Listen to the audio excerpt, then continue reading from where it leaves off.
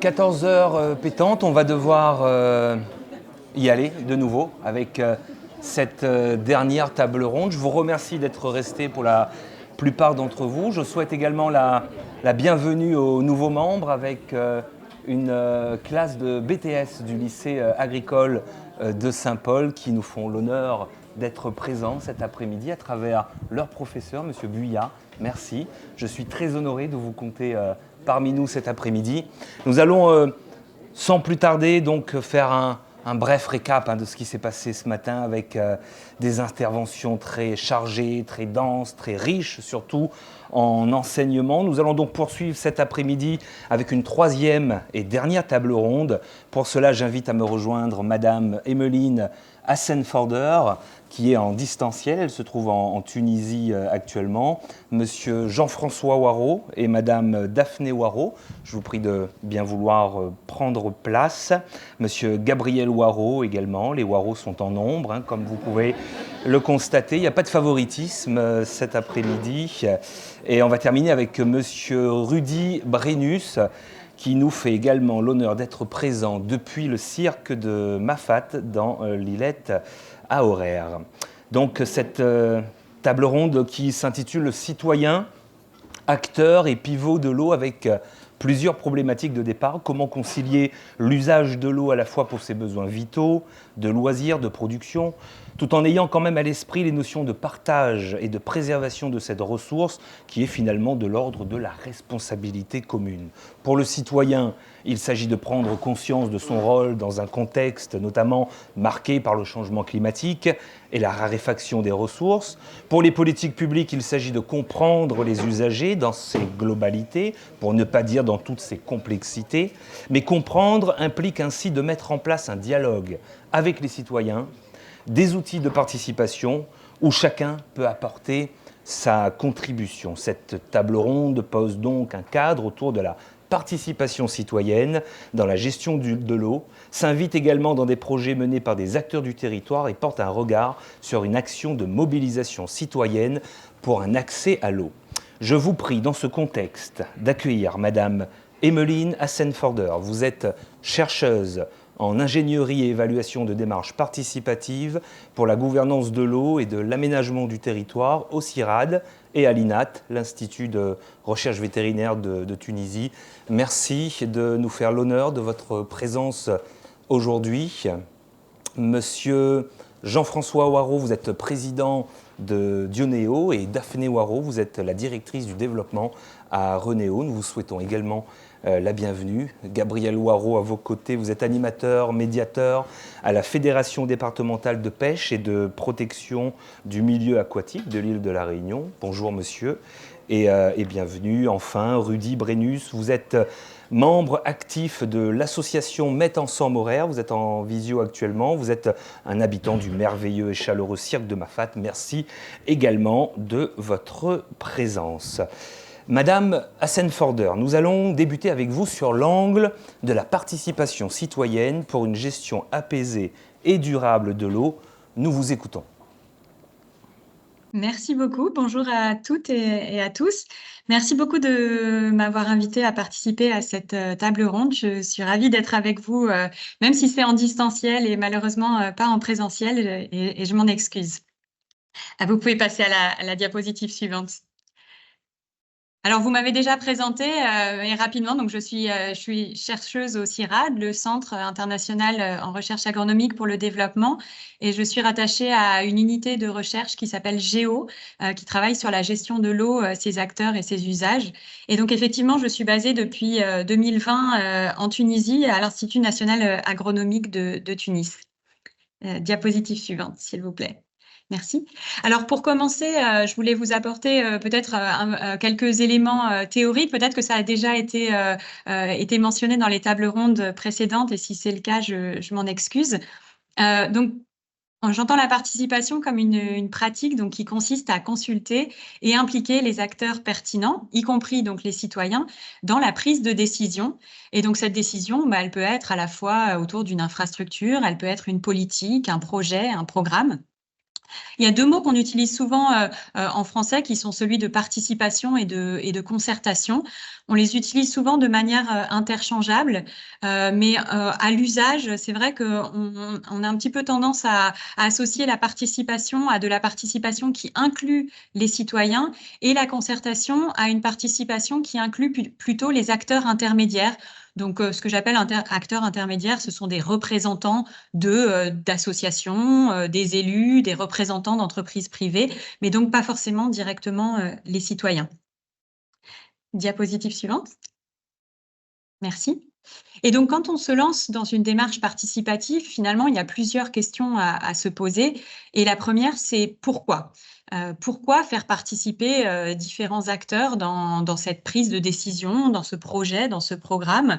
Qui faire participer ensuite? À quel moment? Comment et combien?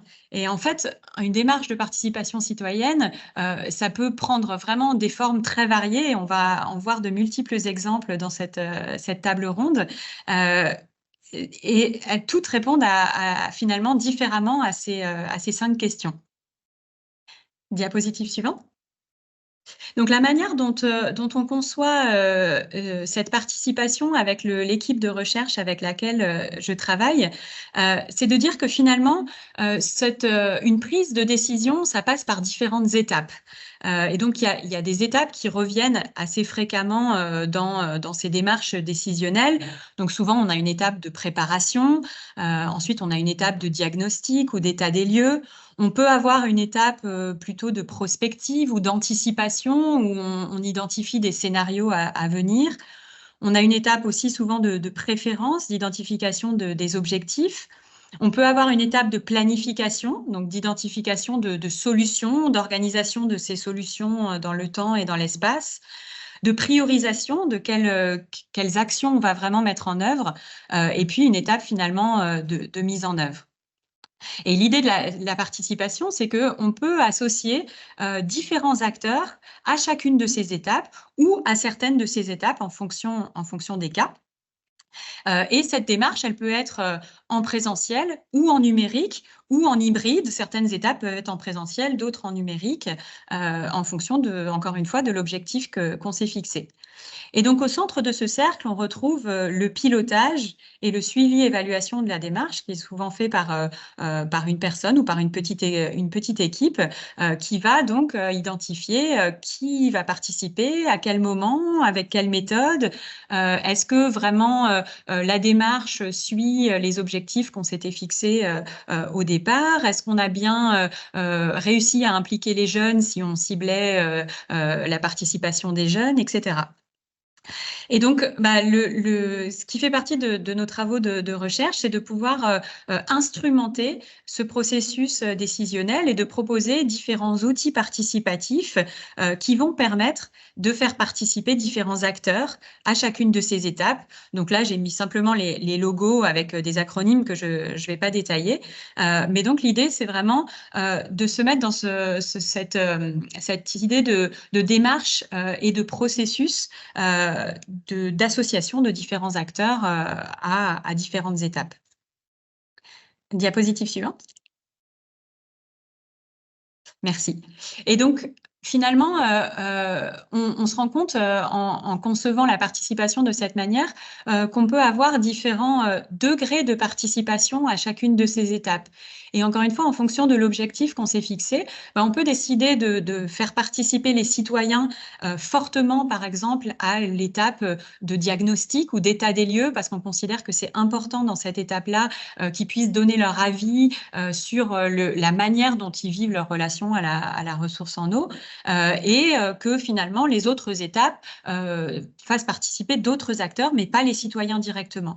Donc, il y a ces différents degrés de participation qui font que on peut aller d'un degré relativement faible, où simplement on va peut-être informer les différents acteurs du projet, de la décision en cours, jusqu'à un degré qui va être de la codécision, où on va co-décider de l'infrastructure, de la politique, du programme, avec les différents acteurs qui sont impliqués. Diapositive suivante. Voilà, donc ça, c'était une petite introduction, on va dire, un petit peu plus théorique. Et je voulais maintenant faire le reste de ma présentation sur un exemple de démarche participative qui se passe dans le bassin versant de la Drôme, dans le sud-est de la France. Donc c'est un bassin versant qui a la particularité d'avoir développé le premier schéma d'aménagement et de gestion de l'eau de France, puisque donc ce premier SAGE date de 1997. Et donc, ce SAGE a été révisé une première fois en 2017. Et puis, suite à cette première révision, une deuxième révision était prévue en 2019. Et donc, le syndicat mixte de la rivière Drôme et ses affluents, qui gère donc ce bassin versant, avait la volonté de faire participer les citoyens dans cette deuxième révision du schéma d'aménagement. Et donc, ça s'est fait à travers un projet européen qui s'appelait le projet SPAR et qui a permis donc pendant 2 ans de mener une démarche participative donc en amont de la révision du SAGE. Donc, l'objectif était que les citoyens soient associés pendant, ça a duré à peu près 1 an et demi, je vais le détailler par la suite, et puis qu'ensuite, les résultats issus de cette démarche participative puissent être remis à la commission locale de l'eau qui ensuite les prendrait en compte dans la révision du SAGE. Diapositive suivante. Donc juste en quelques mots concernant les enjeux du bassin versant de la Drôme. Donc c'est un bassin versant qui à la fois fait face à des enjeux de sécheresse et de déficit quantitatif chronique et aussi de manière assez fréquente à des inondations. Il y a aussi un fort enjeu de préservation des écosystèmes, avec notamment une espèce menacée qui est l'apron du Rhône. Et puis, plusieurs conflits entre usages, avec une rivière qui est fortement utilisée, notamment en été, avec beaucoup de tourisme, des baigneurs et des kayakistes, et puis tout au long de l'année, par l'agriculture et l'industrie. Et donc, différents conflits avaient commencé à émerger entre ces acteurs. Et donc, l'objectif du syndicat était aussi de pouvoir les faire participer afin d'apaiser la situation entre ces acteurs. Diapositive suivante. Donc, pour vous expliquer en quelques mots le processus participatif qui a été mené, donc il y a eu une première phase de préparation, donc en 2016, principalement avec le syndicat et puis la commission locale de l'eau pour justement commencer à faire parler de la démarche, à informer les citoyens du bassin versant et leur proposer de venir participer. Ensuite, la particularité de cette démarche, c'est que les citoyens ont été associés eux-mêmes à l'élaboration de la démarche participative. Donc, ils sont venus pendant 6 mois à travers plusieurs ateliers. Ils ont décidé eux-mêmes de qui allait participer, à quel moment et pour faire quoi. Et ça, c'est une étape qui, de manière générale, est plutôt menée par les gestionnaires dans le cadre de politiques publiques, mais à laquelle les citoyens prennent assez rarement part. Et donc ensuite, ce qui a été décidé par ce groupe de citoyens, c'est de faire un état des lieux citoyen, donc qui a rassemblé différentes personnes et qui a permis d'identifier les principales problématiques sur la zone. Donc vous voyez quelques photos en petit en dessous, à travers des visites sur le territoire pour identifier les lieux principalement problématiques, les difficultés, mais aussi les choses positives et à préserver. Ensuite, il y a eu plusieurs ateliers qui ont permis de faire des propositions d'action et ces propositions ont ensuite été rassemblées dans des plans d'action qui ont été donc analysés, formatés et puis ensuite, à la fin de la démarche, qui ont été remis à la commission locale de l'eau. Et donc, tout au long de ces différentes étapes, il y a eu différentes démarches pour informer la population et ceux qui ne venaient pas forcément participer, pour suivre et évaluer aussi ces différents ateliers, savoir qui venait participer, qui prenait plus la parole que d'autres, essayer d'être le plus inclusif possible. Et puis petit à petit, la commission locale de l'eau, en 2017, a accepté que des citoyens de ce groupe qui s'était autonommé groupe débat pour l'eau viennent participer aux réunions de la clé. Diapositive suivante. Voilà, donc en quelques mots, les principaux résultats de cette démarche. Donc, il y a 344 personnes différentes qui sont venues participer. Il y a eu 62 événements au total entre novembre 2016 et octobre 2018, donc sur 2 ans à peu près. Et donc, cet état des lieux citoyen, il a amené 630 contributions de 200 personnes différentes. Ensuite, il y a 189 propositions d'action qui ont été collectées. Cette collecte, elle s'est faite principalement en ligne, avec l'objectif d'élargir un petit peu la participation à des personnes qui n'avaient pas pu venir assister aux ateliers. 3 plans d'action donc en sont ressortis, et puis donc ça a donné un rapport final et 5 synthèses thématiques donc qui ont été remises à la clé. Et à l'issue de cette démarche, la commission locale de l'eau a accepté d'intégrer les citoyens officiellement, donc plus en tant qu'observateur là, mais en tant que participant. Et donc encore aujourd'hui, il y a un citoyen donc de ce groupe débat pour l'eau qui participe à la commission locale de l'eau de la Drôme. Diapositive suivante. Voilà, donc c'était vraiment assez rapide, mais si vous avez des questions, je serais heureuse d'y répondre. Et puis, donc, je vous ai mis quelques références si vous souhaitez en savoir plus, à la fois sur la démarche de la Drôme ou sur le différent processus et les outils qui ont été développés sur ce terrain. Je vous remercie beaucoup de votre attention.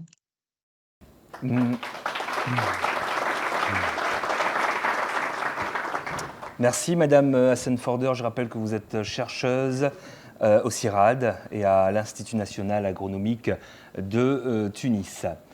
Si vous avez des questions, je vous prie de lever la main. Monsieur, s'il vous plaît. Oui, bonjour. Merci pour votre présentation.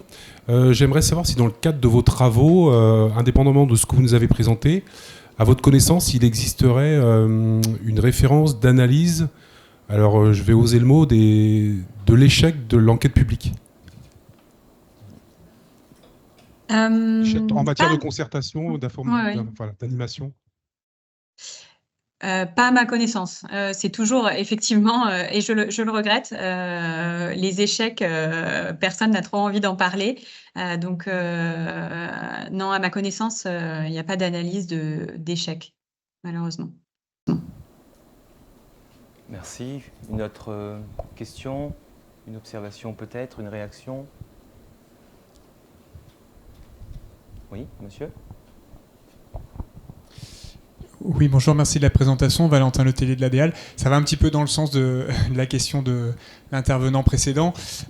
Côté État, c'est vrai que lorsque des consultations du public sont organisées sur des projets de texte, donc on est vraiment en phase un peu finale des processus de décision, de plus en plus, ces textes nationaux poussent à des consultations en ligne qui, en général, ne donnent lieu à quasiment aucune contribution.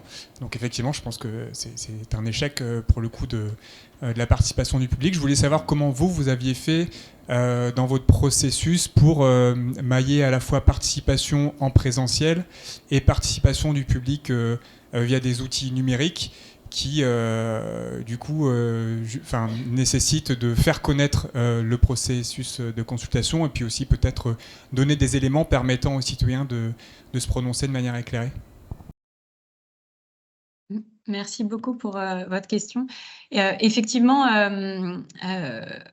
sur les démarches sur lesquelles on travaille, on fait rarement uniquement de participation numérique. Principalement pour cette raison.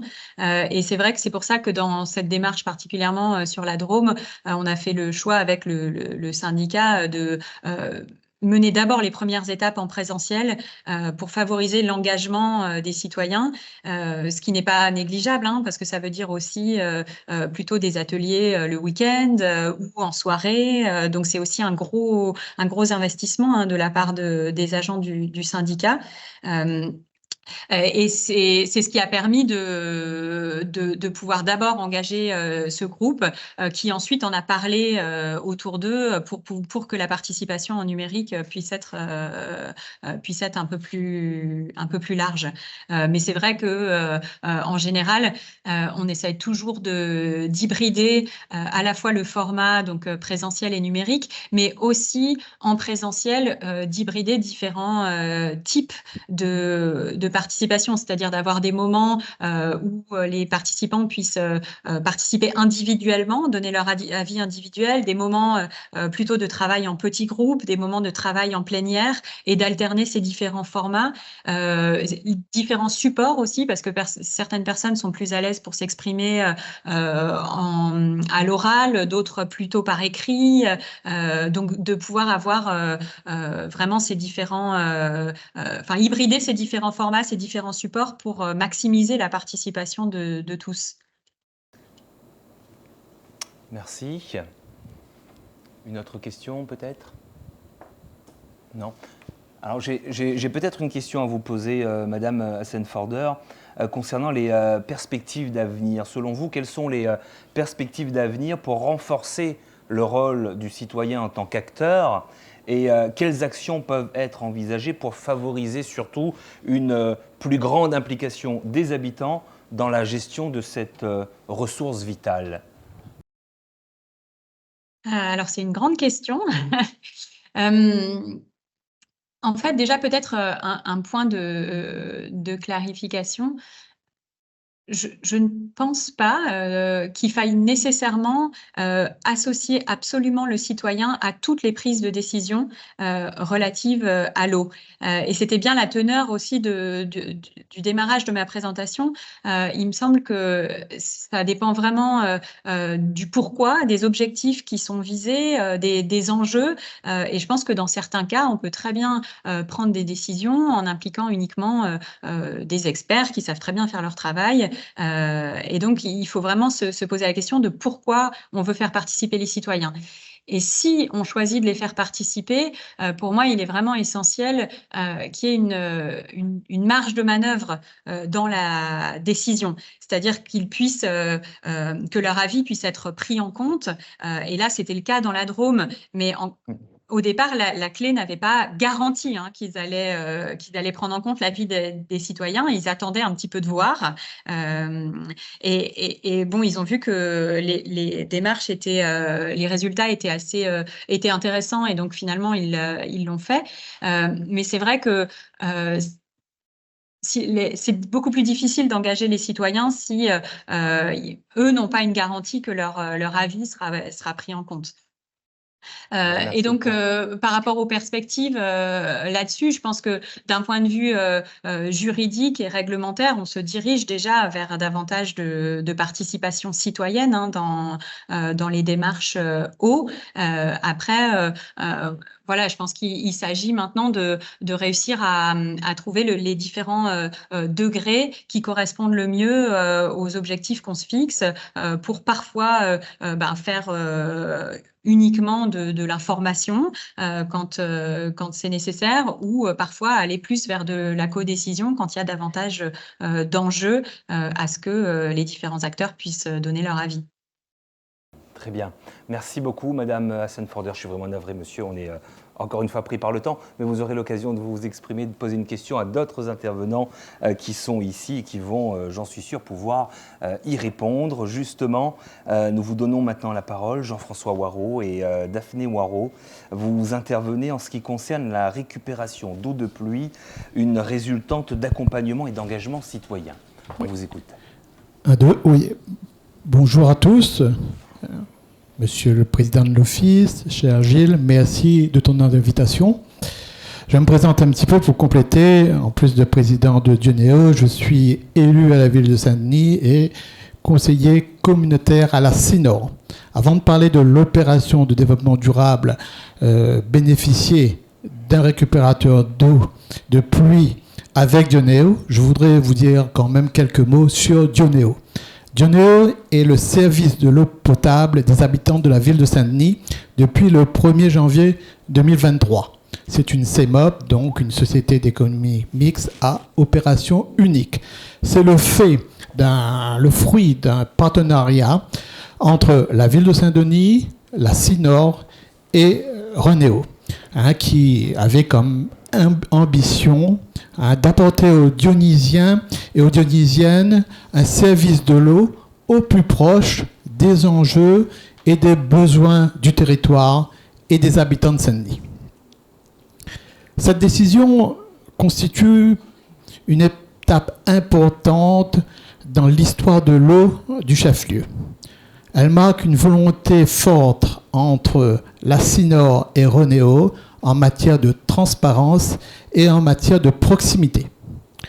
Dioneo a pour ambition de poursuivre, bien sûr, la modernisation du service de l'eau du chef-lieu, avec toujours plus de qualité, d'efficacité des réseaux, et d'ici 2025, l'installation de compteurs dits intelligents, ce qui va permettre aux abonnés de suivre leur consommation en temps réel. Le service de l'eau s'engage à accompagner les consommateurs dans les enjeux auxquels notre île, notre planète doivent aujourd'hui faire face.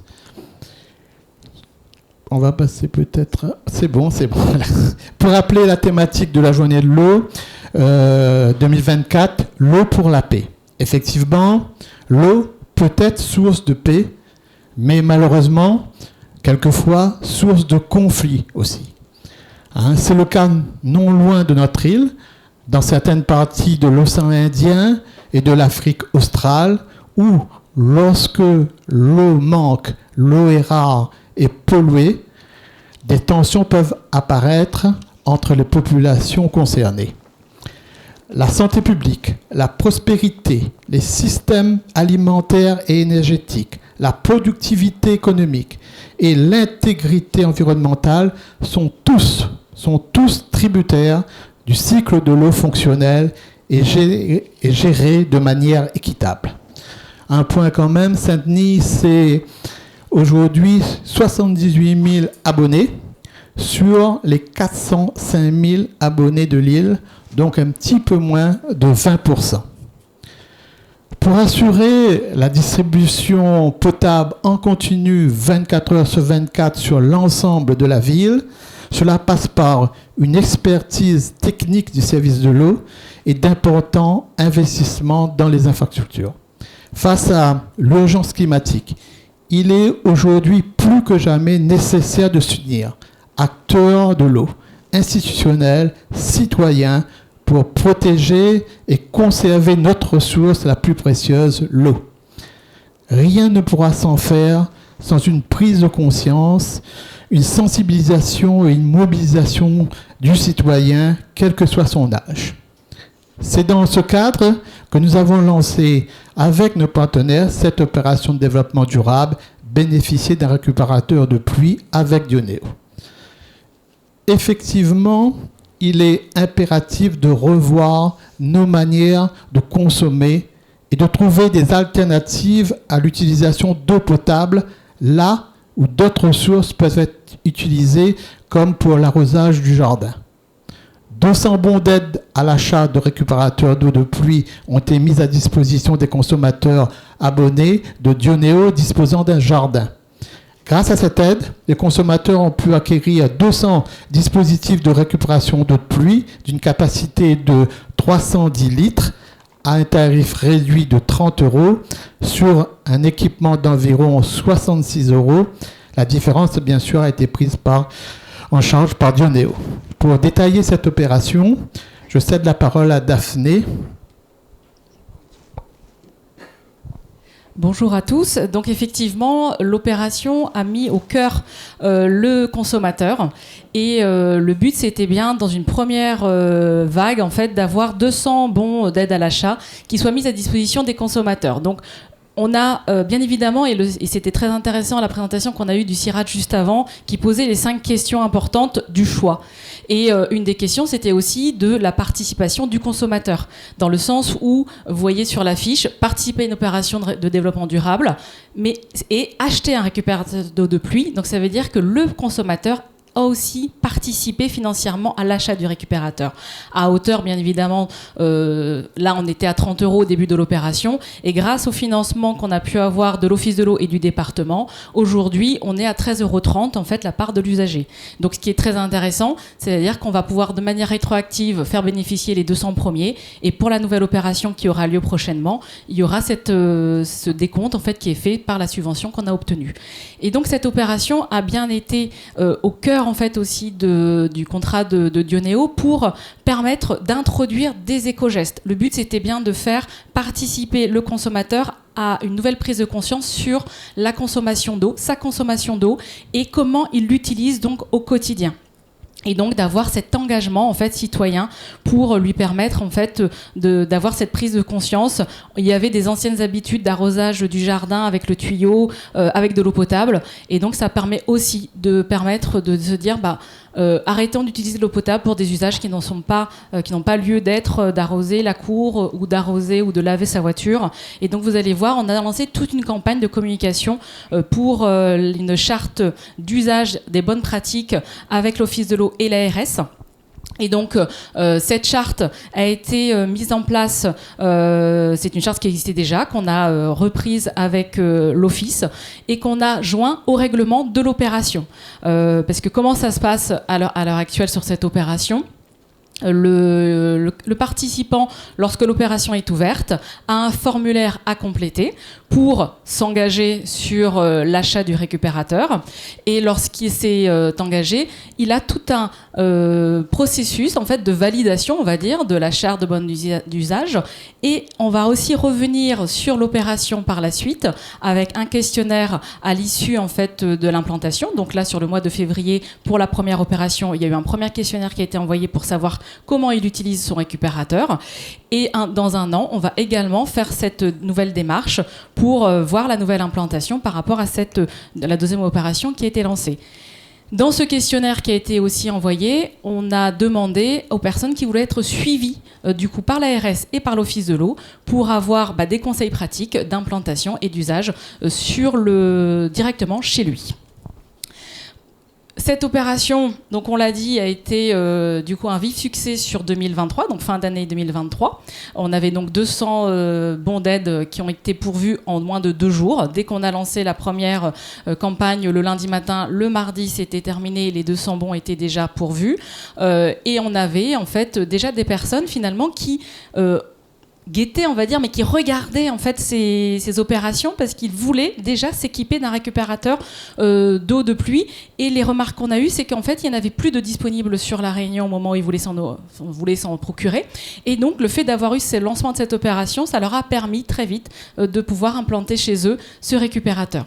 Donc pour les consommateurs, effectivement, donc c'était le prix avantageux qu'on a pu leur proposer. Le fait qu'ils voulaient aussi faire un geste pour l'environnement et les économies de consommation qu'on voudrait justement qu'ils arrivent à percevoir par rapport au fait que dans le questionnaire, on leur a demandé de regarder leur consommation au démarrage au moment où ils ont implanté et de pouvoir, en fait, dans un an, pouvoir avoir ce retour d'expérience, de dire est-ce qu'ils ont vraiment constaté du coup une baisse de leur consommation d'eau, même peut-être à moindre échelle, mais au moins pour l'arrosage de leur jardin. Donc ça, c'est un point important sur lequel on voulait revenir. Cette opération est dans la continuité de ce qu'avait pu lancer déjà la CINOR sur une communication citoyenne avec des éco-gestes. Et donc on est vraiment dans une logique de comment on préserve l'eau, comment on adapte les gestes. Et donc ça venait en fait ponctuer cette démarche déjà engagée en 2022, donc notre eau précieuse, et avec les différents super-héros qui venaient montrer les gestes pour économiser l'eau. Et il y avait dans cette campagne Super Gouttière qui permettait aussi d'installer un récupérateur d'eau chez le particulier pour que l'eau soit bien récupérée au niveau de ce dispositif. Et c'est dans cette mouvance en fait que cette action a été lancée aussi sur Dionéo. Donc là, je vous l'ai un peu dit, mais effectivement, le retour des bénéficiaires par rapport à ce premier questionnaire, c'était bien finalement l'usage, la capacité, parce que ça, c'était un point important qu'on a vu avec l'Office de l'eau. C'est finalement la capacité du récupérateur qui était proposée pour Dionéo, quelle était la bonne capacité finalement à mettre en place sur une habitation. Donc là, on était, Jean-François l'a dit, sur 310 litres. Les premiers retours d'expérience font que on est mitigé. La capacité est-elle suffisante? Ça dépendra bien évidemment du jardin. Les premières estimations, on est plutôt sur 1000 litres par rapport 1000 ou 1500 litres sur des prochaines opérations, mais c'est par rapport au calcul de l'office. Mais là, on était vraiment sur une opération pilote, et donc ça permettait d'implanter un petit récupérateur, on va dire, dans n'importe quel type de jardin. Et on voit bien que les usages les plus répétés ou les plus récurrents, c'est bien l'arrosage du jardin, après les nettoyages de la cour, et en dernier lieu, le lavage de la voiture, même si ça, c'est vrai qu'il faut aussi passer sur des sensibilisations différentes par rapport au nettoyage de la voiture chez soi. La nouvelle opération, donc pour conclure, va arriver très prochainement. Et donc, comme je vous le disais, effectivement, là, on a un peu changé légèrement la fiche par rapport au montant, parce que du coup, vu qu'on a maintenant les différents partenaires, dont l'Office de l'eau et le département, avec nous, donc sur l'opération, donc comme vous a dit Monsieur Waro, donc Jean-François, Dionéo participe à hauteur de 50%, l'usager participe à hauteur de 20%, et vous avez l'Office de l'eau à 20% et le département à 10%. Voilà pour la partie du récupérateur. Donc, quand même, Rabata est là, la vice-présidente de la CINOR. Juste pour vous dire aussi que la CINOR a décidé d'élargir l'action aux 3 communes, Saint-Denis, Sainte-Marie, Sainte-Suzanne. Donc, au total, il y aura 1400 bons d'aide d'achat qui seront disponibles pour les habitants de territoire disposant, bien sûr, d'un jardin. Merci beaucoup pour cette présentation. Vous pouvez les applaudir. Quelqu'un voudrait intervenir, poser une question sur le concept de récupération d'eau? Oui, monsieur, allez-y. Merci pour cette présentation. Le Conseil départemental de Mayotte s'intéresse beaucoup également à la mise en place d'un projet comme celui que vous venez de mener. Et on se pose déjà des questions sur justement le dimensionnement de ces cuves de récupération. Et donc ma question a été donc quel a été votre cheminement? Vous êtes parti au départ pour le moment sur une capacité assez modeste, gravitaire, enfin sans utilisation d'énergie, sans pompe. Oui, tout à fait. Pas d'eau sous pression pour arroser un jardin. Bon, voilà. Et enfin, est-ce qu'il y a eu des difficultés au raccordement? Parce que je présume qu'il faut faire une modification de descente de gouttière. Alors en fait, le dispositif est déjà prévu, c'est-à-dire qu'il y a déjà un emboîtement pour le raccordement. Donc ils ont juste à couper leur gouttière, ils mettent leur petit T de raccordement directement après le récupérateur. Donc c'est vraiment très simple d'usage. Le choix s'est porté sur une capacité petite à l'origine, parce qu'on était sur un modèle pilote. Et on voulait aussi un prix attractif pour l'usager, parce qu'à l'origine, on n'avait pas forcément non plus les subventions de l'office, même si ça reste un petit montant, on va dire 30 € pour l'usager, mais ça reste 30 €. Et donc, on voulait aussi ne pas être sur des gammes trop élevées pour pouvoir voir si justement cette opération était porteuse de sens et que les usagers ou les consommateurs se reconnaissaient dans cette action. Ce qui a été le cas, comme je vous l'ai dit, parce que la première opération, en 2 jours, les 200 sont partis très vite. Et donc, et c'est pour ça que lors de l'élargissement, pour l'instant, on est sur une unité, on va dire, sur les 310 litres. S'il y a un élargissement encore plus sur d'autres communes ou sur la CINOR, c'est pour ça qu'on travaille avec l'Office de l'eau pour se dire quelle est la capacité finalement pour un jardin par rapport à la taille. Ce sont des questions qu'on a posées lors du questionnaire pour qu'on puisse avoir ce retour d'expérience aussi, de se dire quelle est finalement la bonne capacité pour un jardin classique, avec la taille de toiture aussi, pour avoir le bon dimensionnement. Et sur le site de l'Office de l'eau, il y a possibilité de faire le calcul. Voilà. Et vous envisagez à terme de les équiper d'une pompe immergée? Alors, nous, non, mais après, effectivement, on va dire que l'Office de l'eau et la RS vont passer, en fait, pour ceux qui veulent être suivis dans l'opération, ça peut être des modifications ou des compléments d'informations que pourraient apporter, du coup, les organismes, autant dans le suivi sanitaire, parce qu'on parlait tout à l'heure de la partie moustique ou autre, et donc du coup il y a aussi cette partie-là qui va être vue par l'ARS, et à terme ça peut être effectivement envisagé, mais plus en dialogue avec chaque particulier qui souhaiterait peut-être investir plus loin, parce que là on était vraiment sur un investissement basique, comme vous l'avez dit, gravitaire, le plus simple possible d'utilisation. Merci. Oui, juste un petit mot quand même, parce que ça va.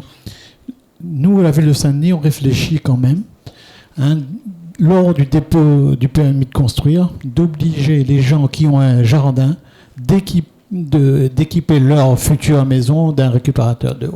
Donc c'est en réflexion, on va voir, on est en modification du plus, donc on réfléchit à ça, comme ça va obliger aussi aux gens, malheureusement, puisque si la concertation n'est pas suffisante, on va peut-être obliger les gens qui ont un jardin de s'équiper d'un récupérateur d'eau. Oui, bonjour. Annie Coirot, donc direction assainissement de la CINOR.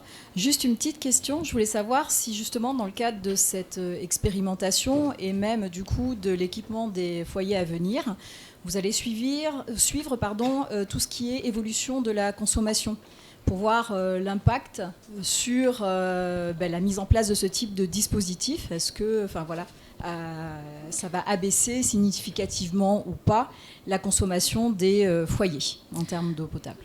Alors, c'est effectivement une des questions qu'il y a dans le questionnaire qu'on leur a demandé de remplir là en février pour qu'ils puissent déjà commencer à regarder leur consommation. Alors nous, on ne va pas le suivre de manière... Parce que là, pour l'instant, c'est très diffus, en fait. On va être sur Dionéo, sur 1000 récupérateurs d'eau de pluie. Et sur les autres communes, on va être sur Sainte-Suzanne, sur 300. Donc, à l'échelle de la commune, ça va être une goutte d'eau. Mais par contre, effectivement, on a sensibilisé lors du questionnaire qu'ils puissent regarder leur consommation et prendre conscience justement de ça, pour que quand on va revenir les interroger, puisque là sur un mois d'implantation c'est compliqué, mais sur un an, de pouvoir se dire finalement, est-ce que vous estimez vous aussi avoir pu du coup abaisser votre consommation? Et donc ce sera un retour citoyen et pas nous une analyse, parce qu'après dans les règles aussi on va dire RGPD ou autre, on va pas pouvoir aller analyser chaque compte, mais après ça serait plus si c'était une analyse globale ou sur l'ensemble du territoire de la CINOR, si tout le monde avait ou majoritairement un récupérateur d'eau, là effectivement le volume, on va dire, d'eau serait beaucoup plus conséquent si tout le monde utilise en fait de l'eau de pluviale pour pouvoir arroser son jardin. Oui, je pensais à ça notamment dans le cadre de la mise en place de la télérelève où vous avez des outils pour pouvoir effectuer ce suivi. Il n'est pas forcément nécessaire d'avoir les données nominatives pour effectuer un suivi. La problématique, c'est pas une problématique, mais le déploiement en fait de cette action sur récupérateur d'eau de pluie est décorrélé en fait du déploiement global sur Dionéo qui est sur 3 ans, et donc on n'a pas forcément d'instant T. Mais effectivement, on peut avoir, si une opération beaucoup plus massive était lancée sur la CINOR ou sur Saint-Denis, on pourrait avoir un instant T avec le déploiement du télérelevé. On aurait effectivement l'avant et l'après. Ça, ce serait possible. Et ça permet, on lance aussi l'information au niveau des usagers pour leur dire, vous avez le compteur télérelevé, donc n'hésitez pas à vous servir aussi de cette information que vous avez ou que vous aurez dans les prochaines semaines pour suivre votre consommation. Voilà, parce que par rapport au chiffre qui a été donné ce matin, justement, consommation de 180 litres par habitant et par jour, de voir si un foyer non équipé, c'est 180, mais un foyer équipé, c'est combien? Tout à fait. Avoir de nouveaux chiffres, en fait, à l'issue de cette expérimentation. Une dernière question, monsieur Hubert? Ce n'est pas tellement une question, c'est juste un complément d'information. Effectivement, le département a, maintenant quelques années, opté dans sa doctrine cette vision sur la récupération d'eau de pluie. Donc on a mis à disposition de l'Office de l'eau une enveloppe de 5 millions d'euros pour inciter pour l'instant les collectivités à aller vers cette démarche. Donc merci à la CINOR, vous êtes les pionniers. Je sais que d'autres collectivités sont en train de s'inscrire dans la démarche, notamment les Avirons, où le maire a tenté, je dis bien tenté, d'inscrire dans son PLU l'obligation de s'équiper. Mais il a eu quelques... Voilà, il a été un peu accroché par les services et on lui a fait comprendre que ça, pour l'instant, ce n'était pas encore possible, l'obligation. Par contre, il va retravailler son sujet pour aller plutôt vers une mesure incitative forte mais on a bien compris. Non seulement on est sur une gestion vertueuse de l'eau, mais on participe aussi à faire en sorte que le citoyen se retrouve en termes d'économie. Hein, donc c'est vraiment quelque chose. On est au début d'un process. Aujourd'hui, on est sur des réservoirs de 300 et quelques litres. Je pense que ça va vite évoluer. Et au bout de quelques années, oui, il y aura des pompes, effectivement, qui vont peut-être se greffer dessus. On est au tout début, vous êtes les pionniers, mais je pense que ça va aller très vite. Parce que le citoyen va vite comprendre son intérêt à s'équiper de ce genre de matériel. Et là, pareil, on est sur des logements individuels, mais à mon sens, les bailleurs vont vite comprendre aussi de l'intérêt de peut-être installer maintenant des réservoirs peut-être un peu plus conséquents, parce que pour l'entretien des collectifs, ils auront à gagner. Et là, je pense qu'au fur et à mesure, les économies en eau, en tout cas, on aura une gestion intelligente et vertueuse de l'eau. Bravo en tout cas pour l'initiative. Et pour terminer, le département a entamé un travail avec la région également pour essayer de voir si nous pouvions mettre des moyens en commun pour accompagner le citoyen de façon très large sur la Réunion à s'équiper de ce type de matériel. Voilà. Merci. Une toute dernière question devant. Après, pareil, c'est pas une question, c'est juste dans la continuité. Donc, merci pour cette présentation, chers collègues. Comme tu l'as dit, donc moi juste rajouter qu'effectivement au niveau de la CINOR, en tout cas, vous l'avez compris que le but de ces actions-là, c'est vraiment de sensibiliser. Donc, comme vous l'avez dit, en plus, parce que vous avez vu que c'était des montants relativement faibles.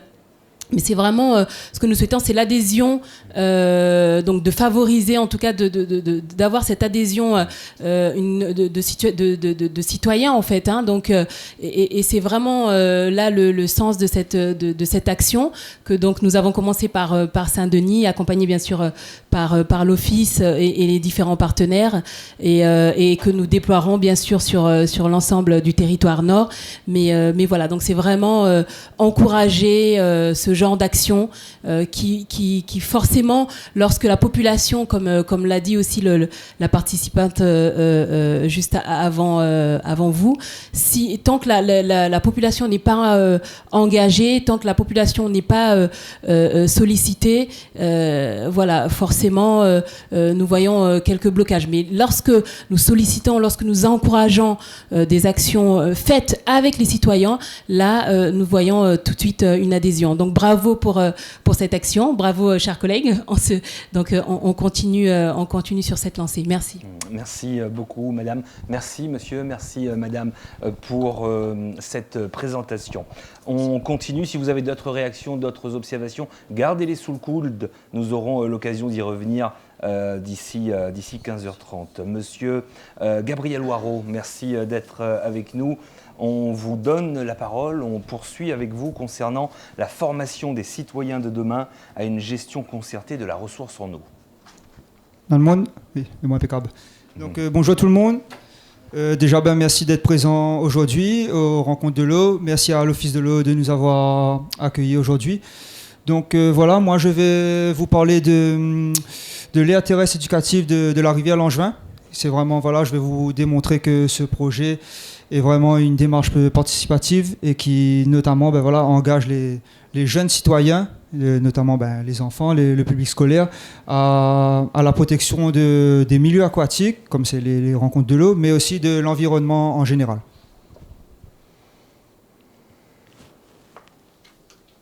Donc voilà, je vais commencer par faire un petit point pour nous présenter la structure. Moi c'est Waro Gabriel, je suis responsable de la cellule animation à la Fédération départementale de pêche et de protection des milieux aquatiques. Vite fait, voilà nos principales missions. Déjà la lutte contre le braconnage. Nous disposons d'une équipe de gardes-pêche qui sillonne les cours d'eau au quotidien pour justement faire appliquer la réglementation pêche en vigueur sur le territoire. Dans un deuxième temps, la sensibilisation à la préservation des milieux aquatiques. Ça, c'est mon métier à temps plein, on va dire. Donc ça prend 3 formes différentes. On a la cellule mobile d'animation. En fait, j'ai le fourgon avec mes différents outils pédagogiques et j'interviens dans les différents établissements scolaires, aussi auprès de grand public, comme par exemple sur la marche sur le climat récemment ou différents événements. Dans un deuxième temps, on a aussi le pôle d'initiative pêche nature sur les berges de la rivière Langevin, où je peux accueillir le public scolaire aussi, et pouvoir les accueillir sur les berges de la rivière Langevin et proposer aussi mon animation. Et dans, on va dire, un troisième temps, voilà, tout ce qui dit le dispositif ATE, je vais souvent dire ATE, c'est Aire terrestre éducative. Et dans ce cadre-là, voilà, nous sommes référents de 2 ATE, dont celle de Langevin. Ensuite, voilà, on a aussi le volet qui concerne tout ce qui dit l'amélioration de la connaissance sur les espèces. Donc, pour exemple, notamment en ce moment, on est sur l'étude du poisson plat. C'est un poisson indigène de nos cours d'eau. Aussi sur le réseau piscicole. Le réseau piscicole, voilà, c'est faire l'inventaire des poissons et crustacés sur l'ensemble des cours d'eau de l'île pour pouvoir, voilà, pour pouvoir quantifier et voir si les rivières sont en bonne santé d'un point de vue biologique. Ensuite, on a aussi tout ce qui dit les pêches de sauvegarde, où là, c'est vraiment un principe qu'il faut savoir que dès qu'il y a des travaux qui interviennent en rivière, par exemple comme la construction d'une pile de pont, où les engins doivent intervenir dans le cours d'eau, c'est vraiment soumis à autorisation déjà de la DEAL. Et nous, on a aussi notre avis d'expert pour venir voir dans quel cadre ils peuvent intervenir et dans le cas échéant, réaliser une pêche électrique de sauvegarde, c'est-à-dire qu'on va prélever les poissons, les remettre plus loin, en dehors de la zone de travaux, et ils pourront réaliser les travaux avec un moindre impact sur la faune piscicole. Et voilà, pour finir, l'encadrement de l'activité pêche de loisirs qui passe par une surveillance et aussi de promouvoir les différents parcours de pêche qu'on a ici à La Réunion. Voilà, maintenant on va parler vraiment du dispositif Aire terrestre éducative. Donc en gros, voilà, les aires terrestres éducatives, c'est né en 2012. Et en fait, c'était vraiment une école dans le Pacifique, en plein milieu du Pacifique, aux îles Marquises, où les enfants avaient soumis le souhait de vraiment pouvoir préserver la plage qui se trouvait juste devant leur école. Et c'est parti de là. Ensuite, ça a connu un engouement. On a eu les aires marines éducatives qui ont été créées. Les aires marines éducatives, c'est vraiment comment protéger un littoral ou protéger un lagon, par exemple. Et qui a débouché ensuite, par la suite sur les aires terrestres éducatives, où là, c'est vraiment, ça peut aller d'un bout de forêt, d'un parc urbain, ça peut, comme nous ici, notamment les rivières, où les enfants vont vraiment monter un projet global et de toute façon, je vais vous expliquer les différentes étapes par la suite. Donc moi, voilà, mon projet, il concerne 2 classes de CM1 de l'école élémentaire de Langevin. Et on est accompagné par monsieur Joël Chenin et madame Vanessa Ramin, qui sont les enseignants. Donc voilà, les prérequis pour monter une ATE, c'est vraiment qu'il faut avoir d'un côté un référent associatif qui est porteur, on va dire, du projet, et aussi des enseignants motivés. Et c'est vraiment ce couple-là d'une association qui lutte pour l'environnement et des enseignants motivés pour monter un projet, en fait. Donc voilà, les grands objectifs des aires terrestres éducatives, c'est former les jeunes à l'éco-citoyenneté et au développement durable, de reconnecter les élèves à la nature et à leur territoire, et ensuite de favoriser aussi le dialogue entre les élèves et les acteurs de la nature. Je vais vous démontrer par la suite comment moi j'ai réalisé ces différents objectifs. Donc voilà, en fait on a une trame. Il faut savoir que maintenant les aires terrestres éducatives, elles sont portées par l'OFB, l'Office français de la biodiversité. Donc c'est quand même cadré là-dessus et ça débouche sur une labellisation. Ensuite, on a vraiment un déroulé à suivre et après chacun fait un peu, on va dire, sa sauce en fonction de ces problématiques.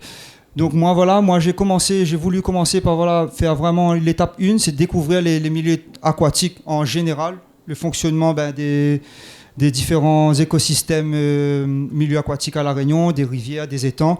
Ça, c'est un peu la présentation générale que je fais dans les établissements scolaires au quotidien. Et là, je l'ai fait un peu plus en profondeur avec les aires terrestres éducatives.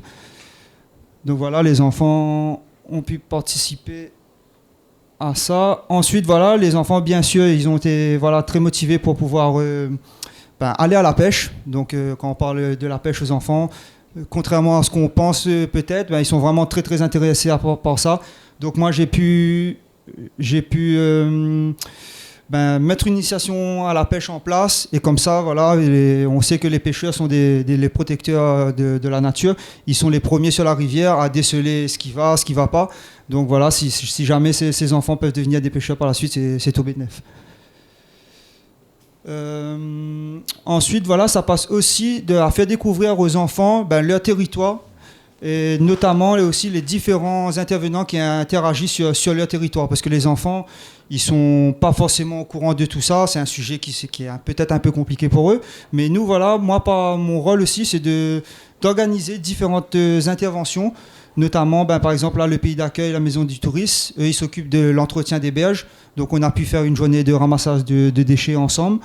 Ensuite, l'association agréée de pêche et de protection des milieux aquatiques des rivières du Sud, qui nous a emmenés sur l'ENES de l'espace naturel sensible de Cap-Blanc, où ils ont pu faire la visite et visiter, voilà, la zone des sources de la rivière Langevin. Et voilà, la mairie de Saint-Joseph aussi, on les a conviés aux différents temps forts de l'ATE. Et aussi, voilà, notamment l'intervention de l'Office de l'eau qui nous suit sur le projet et qui a bien voulu, voilà, nous venir faire une intervention. Et notamment là, c'était question du cycle de l'eau, le fonctionnement des bassins versants, avec la petite carte interactive qui est super, avec les enfants ont bien accroché à l'animation. Aussi, voilà, ils ont pu bénéficier de l'animation qui concerne, c'est une initiation à l'analyse de l'eau, où là, les enfants ont vraiment une manipulation, ils comprennent vraiment, ils peuvent visualiser les petits animaux qu'on ne voit pas à l'œil nu dans la rivière, qui sont très importants, et ils peuvent prendre conscience que voilà, la rivière, c'est un endroit qui est riche et qui est à préserver. Ensuite, voilà, on est vraiment allé sur le terrain. J'ai décidé avec les professeurs, on a différencié vraiment 3 zones pour pouvoir couvrir l'ensemble de la rivière Langevin. Donc on est là, comme on peut voir, on a vraiment délimité de l'embouchure à la cascade Jacqueline. Ce qu'il faut savoir, voilà, la cascade Jacqueline, c'est un cassé naturel, mais ça reste un cassé, ça reste une limite à la continuité écologique. Donc on a pu aborder ces notions-là avec les enfants. Et c'était aussi la consigne avec les enfants, c'était vraiment d'ouvrir les yeux, de découvrir déjà en termes de richesse spécifique les différents oiseaux qu'ils voyaient, les différentes végétations, et aussi de l'impact anthropique, vraiment qu'ils puissent se rendre compte, par exemple, d'un abandon de déchets, d'un barrage, des végétaux qui sont en très grand nombre. On les a vraiment orientés pour qu'ils ouvrent les yeux et qu'ils essayent de découvrir tout ça. Ensuite, voilà, la zone d'écoulement. Tout le monde est au fait que voilà, la rivière Langevin, le week-end et pendant les périodes de vacances scolaires notamment, on a vraiment une très grosse fréquentation qui laisse des traces. Donc les enfants, ils ont pu vraiment constater ça, notamment voilà, comme par exemple un manque d'infrastructures pour pouvoir faire un bivouac, on va dire, avec des places à feu sauvages qui causent des torts, notamment aux espèces indigènes qui peuplent les berges de la rivière Langevin. Voilà, comme j'ai dit tout à l'heure, avec l'association des rivières du Sud, avec notre animateur Damien sur l'espace naturel sensible de Cap-Blanc, où là, c'était vraiment l'objectif, c'était de découvrir d'où vient la rivière Langevin. Les enfants, ils ont pu avoir comme ça vraiment une vue globale et toutes les clés pour pouvoir comprendre le fonctionnement d'une rivière. Ensuite, voilà, l'étape 4, ça débouche vraiment sur le conseil de la Terre, où là, on regroupe tous les enfants. J'ai fait un petit récapitulatif des notions importantes à avoir. Et là, en fait, les enfants, ils ont vraiment toutes les clés pour pouvoir maintenant prendre des décisions. On emmène vraiment les enfants à prendre des décisions pour leur avenir et pour, par exemple, l'embellissement de leur terrain de jeu, qui est la rivière Langevin, de leur lieu de vie.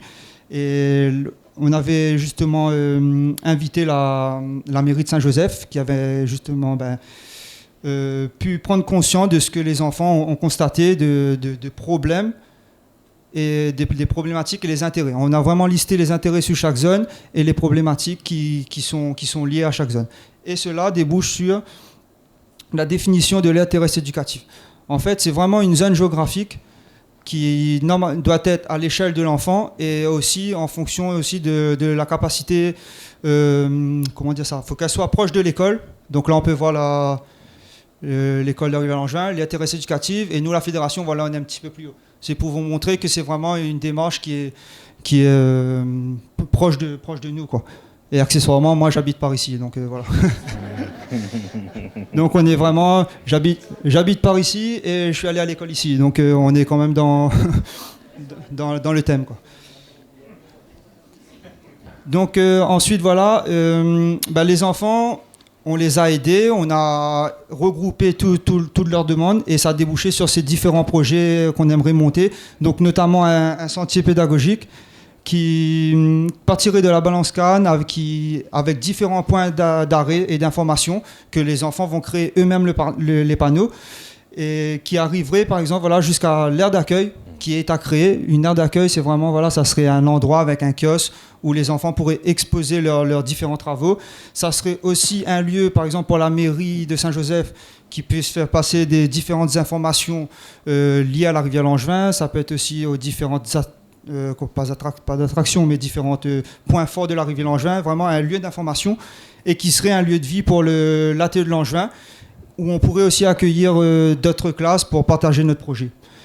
Et ensuite, voilà, ils ont parlé aussi d'actions de médiation ponctuelles où on irait sur une matinée, par exemple, à la rencontre des différents usagers de la rivière, soit les pique-niqueurs, les baigneurs. Et ça serait les enfants, voilà, qui feraient mon métier, on va dire, qui iraient sensibiliser les adultes aux différentes problématiques qu'on a en rivière. Donc voilà un petit exemple des différents travaux, on va dire, que les enfants ont fournis. Donc notamment voilà, la lettre à Monsieur le maire pour l'inviter au Conseil de la Terre. Et ensuite un petit travail sur, voilà, ils se sont appropriés la rivière Langevin de façon poétique, on va dire. Donc voilà pour l'ATE de la rivière Langevin. Là, ils ont tenu à vous partager une petite vidéo.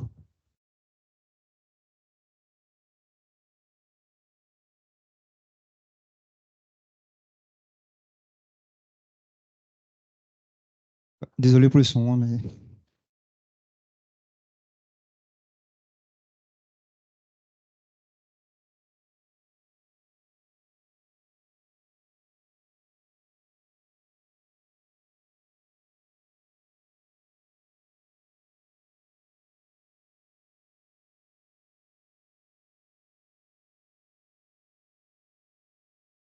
J'habite à la passerelle et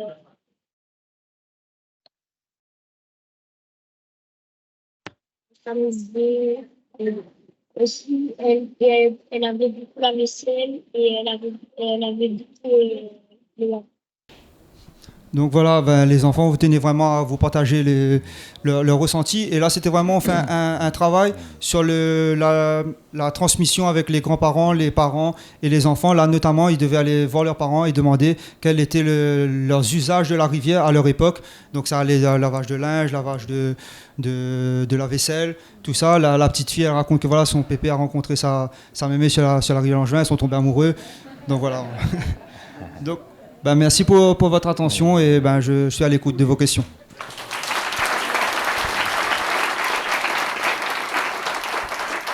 Merci Gabriel Waro pour cette délicieuse présentation. C'est vrai que ça donne envie. On a juste envie de vous féliciter pour le travail que vous faites auprès de la nouvelle génération, des citoyens de demain.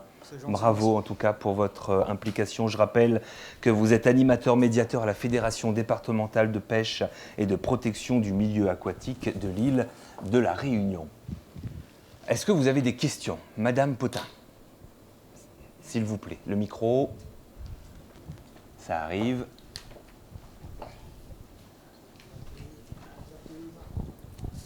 C'était pas une question.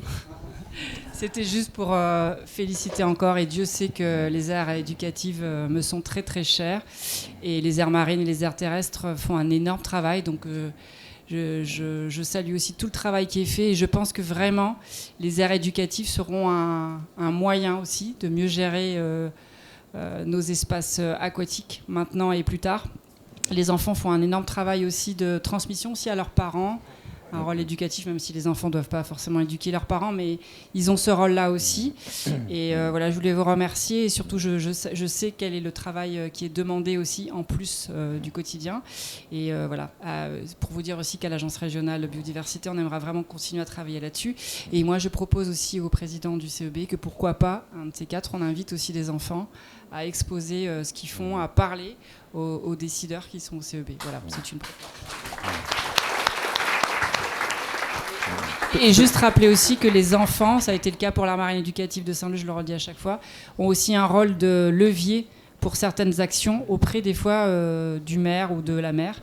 Voilà, ça a été le cas à Saint-Leu avec la mise en place d'un arrêté municipal pour empêcher de fumer sur la plage de l'art marine. Donc les enfants peuvent des fois faire plus de levier que nous les adultes. Monsieur ? C'est bon là? Ouais. On vous entend, allez-y. Oui, alors Mogard Jean-Paul, je suis le président de la Fédération de pêche et de protection des milieux aquatiques de La Réunion. Alors toutes ces actions sont parties d'un double constat. Le premier constat, par exemple, c'était d'amener vers nous la jeunesse, que ce soit les collégiens, que ce soit les écoles primaires. Or, on s'est aperçu très rapidement que toutes les écoles primaires et les collèges n'avaient pas les moyens financiers de se rendre au siège de la fédération.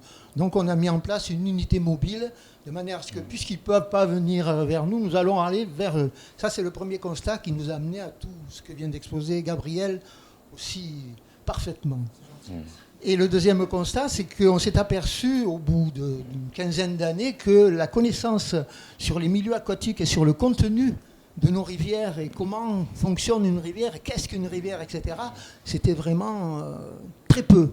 D'où la nécessité, si vous voulez, de mettre en place des écoles d'environnement et de pêche, bien entendu, puisque nous, un des objectifs, au-delà de la protection des milieux aquatiques, bien entendu, c'est l'initiation à la pêche, mais à la pêche raisonnable. Voilà, si vous voulez, je tenais à préciser ces deux choses pour que tout ça soit bien compris dans un contexte beaucoup plus général. Bien. Nous vous remercions. Merci beaucoup, Monsieur Waro. Juste avant de retrouver Monsieur Brennus, Monsieur Hubert, une intervention. Je suis obligé d'intervenir parce que, et là, les présidents d'associations ne contrediront pas. Nous avons des sessions régulièrement et parfois, le climat est lourd parce qu'on se dit, mon Dieu, le défi est immense. Le défi est immense et on n'y arrivera pas. Mais quand tu vois un jeune comme ça, un marmaille de Langevin, qui aujourd'hui prend son flambeau et défend son territoire, ben ça redonne de l'espoir. Et je suis sûr qu'il y a plein de marmailles de Langevin, quand je dis ça, c'est plein de marmailles de quartier qui sont prêts à s'engager pour défendre son territoire et faire en sorte que La Réunion, sa biodiversité soit préservée. Donc, Président, nos travaux ne sont pas vains. Et là, je vois qu'on a bien essaimé. Et je suis sûr que Mme Potin fait partie de ces jeunes-là aussi qui ont été sensibilisés à un moment donné dans leur parcours à ce discours. Et c'est très bien. C'est très bien. Et les démarches que nous entreprenons depuis maintenant de nombreuses années amènent à cela.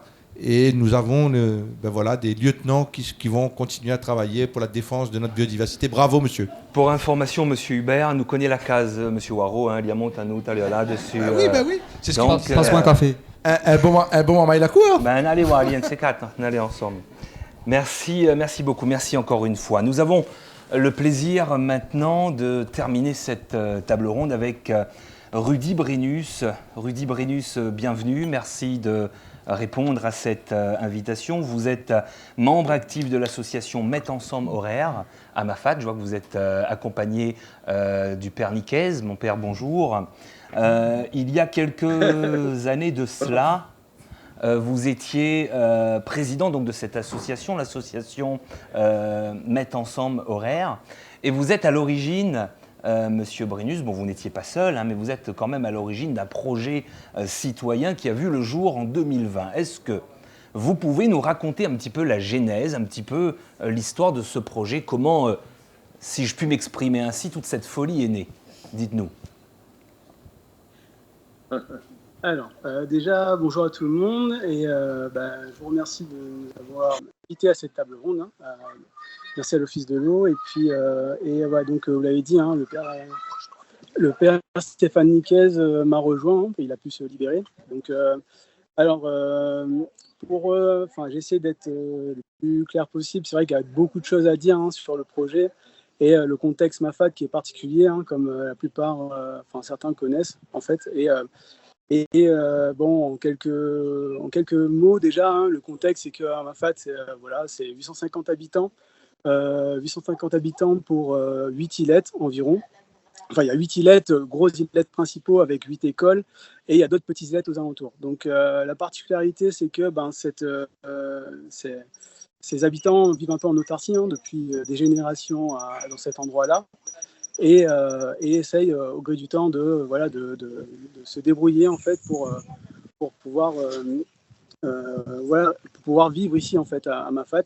Et voilà, il faut imaginer qu'en fait on a les mêmes contraintes de vie que les refuges de montagne de les Alpes. Il faut juste comprendre un peu le contexte.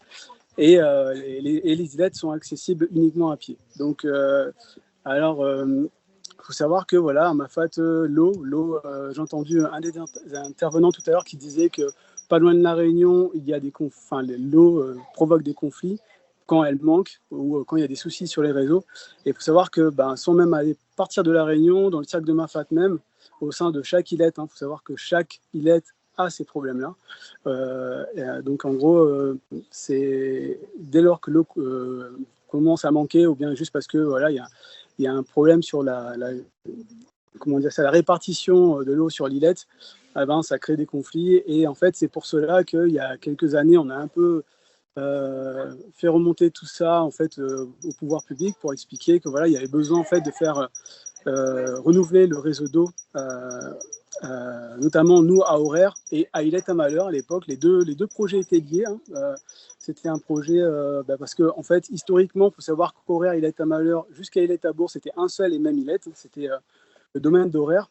Mais voilà, on va dire que au vu de l'importance de l'eau pour la vie en fait tout simplement, il était important que voilà qu'on essaye de mettre ensemble avec un maximum d'habitants. Donc les deux projets étaient un peu liés au début, et il s'avère que les deux problématiques étaient un peu différentes, et aussi l'aspect réglementaire est entré en jeu et rendait les choses un peu plus compliquées de gérer deux ilettes sur un projet.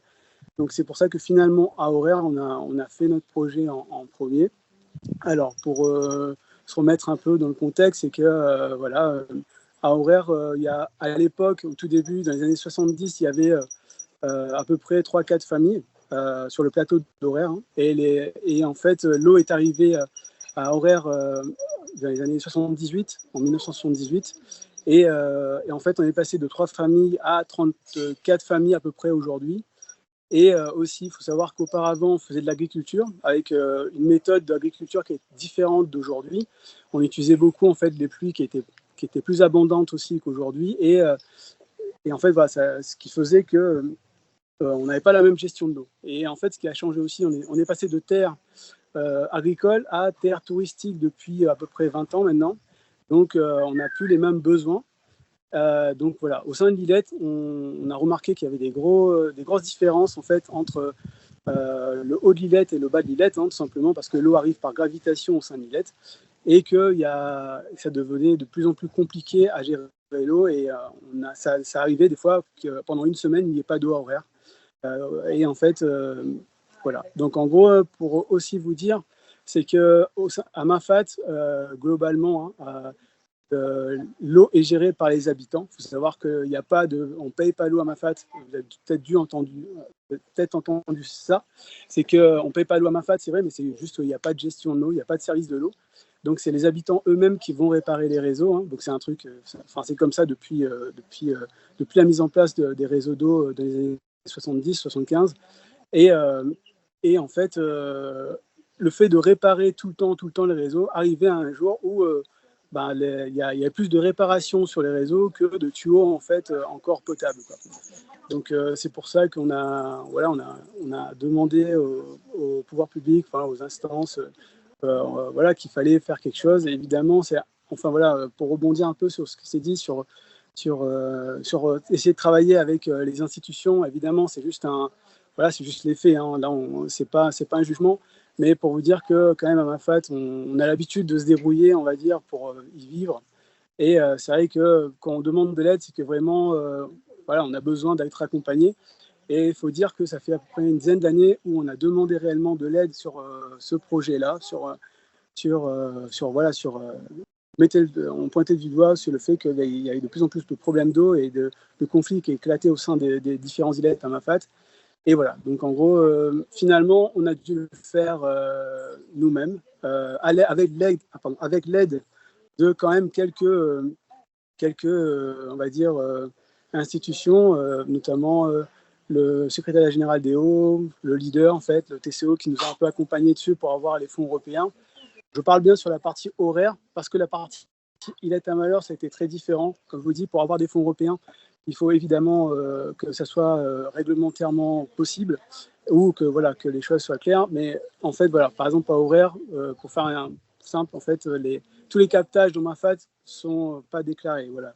Et c'est vrai qu'on a dû jongler en fait, sur ce qui est faisable réglementairement pour avoir les fonds européens. Donc tout le projet horaire, vous voyez les images, là je pense que vous voyez les habitants d'horaire il y avait donc à 34 familles, il y avait à peu près entre 15 et une quarantaine de personnes qui ont été mobilisées sur les travaux pour pouvoir en fait mener à bien ce projet-là.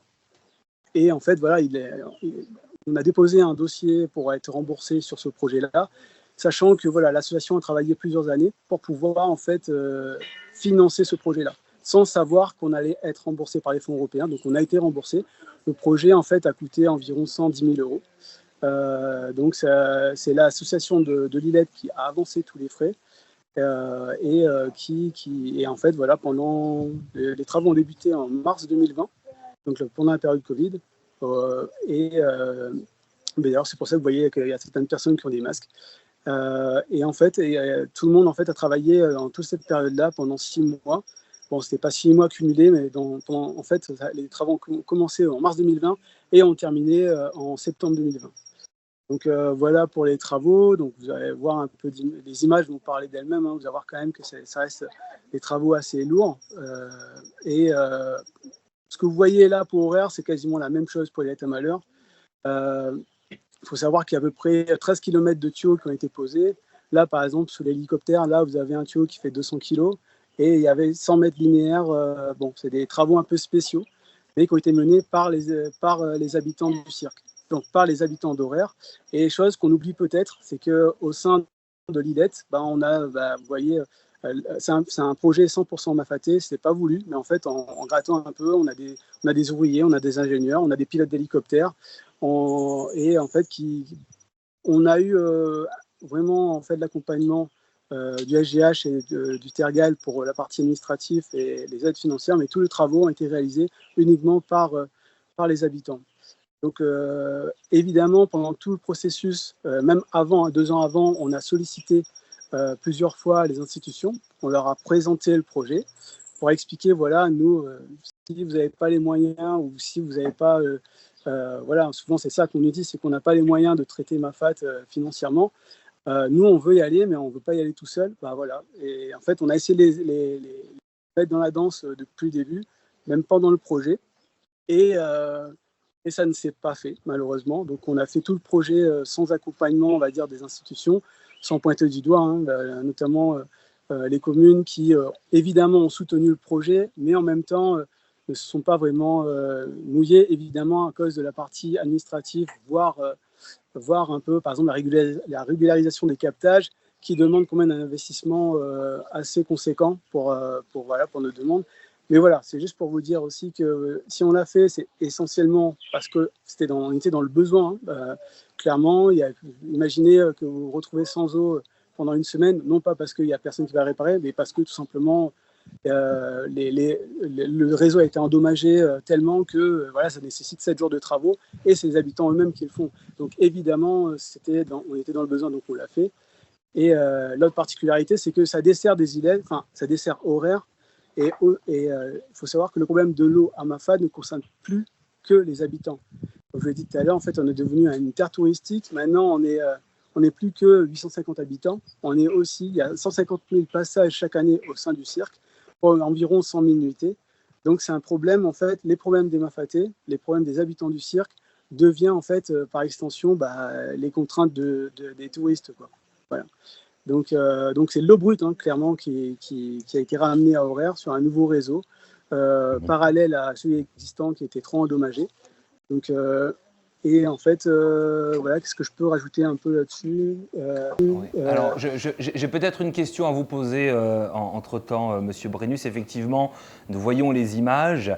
Les images parlent d'elles-mêmes d'ailleurs, hein, avec ce foisonnement au sein des habitants, au sein des Mafatais. C'est juste d'exception, hein, c'est incroyable. Vous me racontiez hier que le boulanger du village, il avait la farine et le levain dans la main droite le matin, la clé à molette dans la main gauche l'après-midi, et il allait sur les tuyaux, il allait réparer tout cela. J'ai une question justement par rapport à cela à vous poser. Selon votre expérience, selon ce que vous avez vécu là-bas, quelles seraient ainsi les clés pour fédérer les citoyens et démultiplier peut-être ce qui s'est passé chez vous ailleurs?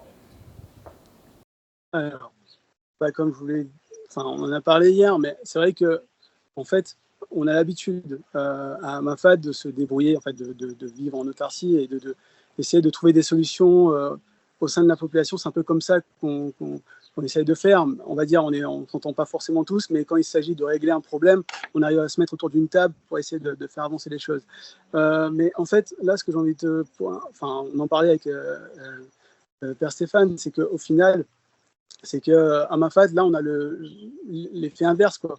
C'est pas tant le citoyen qui ne fait pas. En fait, c'est plutôt l'inverse. C'est-à-dire qu'on a plutôt l'impression qu'il y a un manque d'investissement ou même d'investigation en fait, des institutions en fait, qui finalement vont soulever plus les problèmes à faire que trouver des solutions. En fait, vous savez, c'est comme ça, celui qui veut vraiment, il trouve des solutions, celui qui ne sait pas, qui ne veut pas faire, il trouve des excuses. Et c'est souvent en fait le discours qu'on a ici au sein du cirque, c'est que voilà, on a une population qui arrive en fait à s'autogérer un peu, mais on arrive quand même à une limite. Il faut savoir qu'il y a besoin quand même de mettre en place une gestion commune. C'est ce qu'on essaye de faire actuellement avec la commune de la Possession, qui nous a contactés depuis 2 ans maintenant. On essaye de mettre ça en place, une convention où cette gestion-là, cette cogestion entre les habitants et la commune de la Possession, où en gros l'expertise des habitants, il faut savoir aussi, voilà, comme je l'ai dit tout à l'heure, que les habitants, c'est eux-mêmes qui font les sentiers, c'est eux-mêmes qui vont raccorder l'eau. En fait, ils travaillent à l'ONF, donc c'est un peu des gens qui connaissent un peu le site. L'expérience des habitants couplée en fait à l'expérience de la commune, et en faire en fait un outil pour travailler ensemble, pour gérer, améliorer la gestion de l'eau à Mafat. C'est un peu la piste sur laquelle on est. Mais on se rend compte quand même que, voilà, aussi, c'est ce qu'on nous rappelle souvent, c'est que la commune de la Possession, elle est petite, et que peut-être il faudrait rassembler l'ensemble des institutions dans lesquelles Mafat, les différents acteurs qui peuvent se retrouver dans Mafat. On peut penser à la région, le conseil général, le TCO, l'ensemble. En vrai, voilà, Mafat, en fait, c'est un peu l'endroit qui fait miroiter la Réunion, hein. C'est-à-dire, en gros, on met en avant le sable de Mafat, au même titre que le volcan, au même titre que Maïdo, comme un lieu un peu incontournable de l'île. Donc, évidemment, c'est l'aspect financement et investissement en fait, au sein du cirque qui manque maintenant. Avec, comme vous dites tout à l'heure, 150 000 passages à l'année, c'est pas rien pour peu ou trop peu d'investissement aujourd'hui des institutions. Donc là, on se retrouve quand même avec la première intervenante qui disait que voilà, on se retrouve un peu sur le miroir inverse, c'est-à-dire où le citoyen veut bien faire, mais on se rend compte qu'il y a une cohésion à mettre en place. Voilà, en tout cas, vous avez réussi un véritable tour de force. Merci infiniment d'être intervenu. Nous arrivons donc au terme de cet échange. On va quand même garder 1 minute ou 2 pour que vous puissiez répondre à quelques questions du public.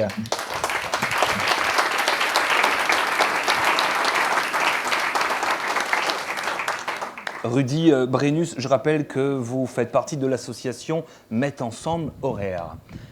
Monsieur Hubert, oui. Bonjour Monsieur Brennus, bonjour Père Nicaise. Bravo. Moi, j'ai chapeau bas. J'ai une phrase qu'un grand homme a dit un jour. Les vainqueurs trouvent des moyens, les perdants des excuses. Et cet homme était M. Roosevelt. Et vous êtes des vainqueurs. J'étais avec vous à l'origine, hein, au départ. Vous avez partagé votre projet avec la ville de la Possession. J'étais élu à la Possession, enfin je suis toujours élu, au TCO. Et effectivement, c'était un véritable nœud au niveau de la collectivité pour pouvoir concrètement vous apporter l'aide. Parce que une institution, venir sur ce sujet de l'eau, on avait plus des problèmes à résoudre que des choses concrètes à poser en place. De la réglementation, on nous opposait, oui, mais c'est pas de l'eau potable, vous ne pouvez pas intervenir, etc. Dans quelles conditions? On avait beau dire que, bah oui, mais il y a une population qui est en souffrance. Et M. Brennus a bien expliqué, ça ne concerne plus seulement que les habitants d'Aurère ou des différentes îlettes, mais c'est aussi les plus de 100 000 visiteurs. Donc, la question était de savoir qu'est-ce qu'on fait. La solution de l'association, avec un accompagnement de l'Europe, c'était pas la panacée. Hein. On sait très bien, hein, la distribution c'est de l'eau brute, mais en même temps c'est de l'eau. Mais au moins il y avait l'agilité. Il y avait l'agilité, on pouvait faire des choses, ça pouvait avancer.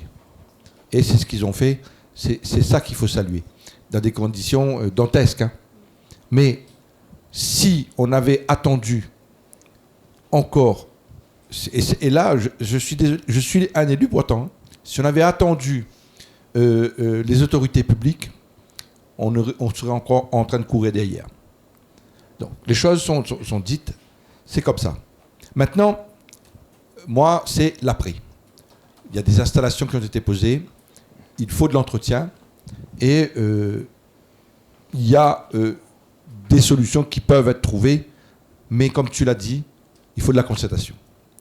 Mafat, on aime bien vanter ce territoire, c'est le bijou de la Réunion, etc. Sauf que quand il faut aller traiter des sujets aussi pointus que notamment l'eau, ben, bien souvent, ben, la commune de la Possession se retrouve isolée. C'est pour cela qu'on a demandé la création d'un GIP, groupement d'intérêt public.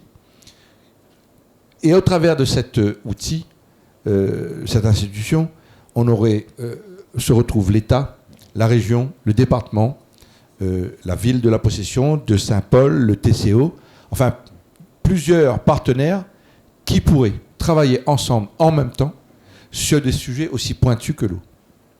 Mais pas que. Parce qu'il y a l'eau, c'est l'essentiel, mais on a l'énergie, on a la mobilité des Mafatés, parce que pas plus tard qu'il y a quelques jours, les Mafatés, avec les sentiers fermés, la rivière des Galets qui coule, les collégiens et les lycéens Mafatés avaient des difficultés à aller au collège et au lycée. Donc, le TCO dit c'est pas ma compétence parce que moi c'est le transport scolaire mais terrestre. La région dit oui, mais le transport aérien, c'est pas comme ça que je vois ça. La Possession dit moi je donne un petit coup de main mais je peux pas faire plus. Le département oui, mais je peux donner un coup de main de façon exceptionnelle mais pas de façon pérenne. Enfin bref, on a des soucis.